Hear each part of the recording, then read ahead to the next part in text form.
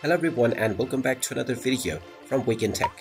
In this video, I'm going to show you how to change your username on your eBay account. So let's get started right away.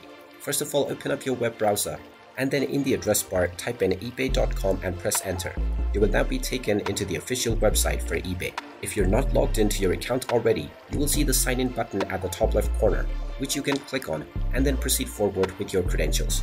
Once you are logged in and taken into the homepage, in order to change your username, hover over to your username ID at the top left and then click on Account Settings. This will now take you into your account settings page, from which click on Personal Information, and now you will be allowed to edit your username. Click on the Edit button at the right side of your current username and you will be allowed to change your username right away. However, make sure to choose your new username wisely, as you will not be allowed to make any more changes for another 30 days. After entering your preferred username, click on the Save button and you will be asked to enter your password to confirm your identity.